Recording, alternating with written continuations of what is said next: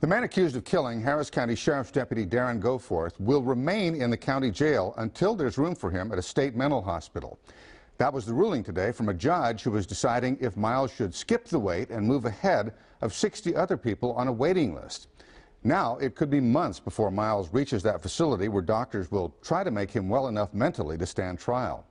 Channel 2 Investigates, meanwhile, has been digging into Miles' past, the years before he was charged with capital murder. Investigator Jace Larson discovered Miles was like many other kids until something happened in college. It's the case that has proven a tragedy, a heartbreak, and an embarrassment. A family without their father, a mistress at the murder scene, and deputies fired for their relationship with her. This is the man who set it all in motion, accused murderer Shannon Miles. Early on, he seemed to have functioned as a fairly well-liked young man. His defense attorney, Anthony Osso, says Miles joined the Boy Scouts and earned a name for himself while playing wide receiver for Cy Falls High School. He was an athlete. After enrolling at TSU, he started on a different path. He was at the University of Houston campus in 2005 when police investigated a smell of marijuana. Miles gave them a fake name, and it landed him 4 days in jail. Over the next few years, Miles got used to short trips to jail. 3 days for breaking his mom's TVs, 8 days for resisting arrest, and 15 days for what happened outside his family's North Houston home. On New Year's Eve in 2006, he shot his own cousin, claiming that the man attacked him. A year later, back to jail for 10 days. Jersey Village police stopped him for not having a light on his bike.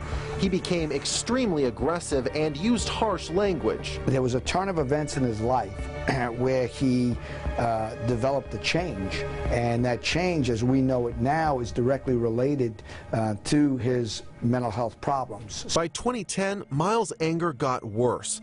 Police say that he beat a man bloody at the Austin Salvation Army. Afterward, he tried to walk away from police, even though his boot had blood covering the toe to the laces. It was this beating case where Miles was diagnosed mentally ill and found incompetent to stand trial. When he was released, he was not med compliant, being out of the hospital and on the streets. Then last year, police say Miles committed his worst crime yet, walking up to Harris County Sheriff's Deputy Darren Goforth and pulling the trigger. For the second time, Miles was found incompetent to stand trial. First thing is to understand what's causing the incompetence. Psychiatrist Dr. George Santos has not evaluated Miles, but he says most people can be made competent to stand trial. A big part of this is the patient's willingness to engage in treatment and whether or not they respond to treatment. Miles still sits in jail. He hasn't even made it to the state hospital yet. We are 49th in the country in money spent for treating mental illness. The largest mental illness institution in the state is not a hospital, it's our jail system. The delay in trial means those who love Deputy Goforth are forced to endure the pain of waiting, not knowing how long justice will take. Miles' competency deals only with his mental health right now, not whether he was insane at the time of the crime. That issue could come up later. Jace Larson, KPRC Channel 2 News.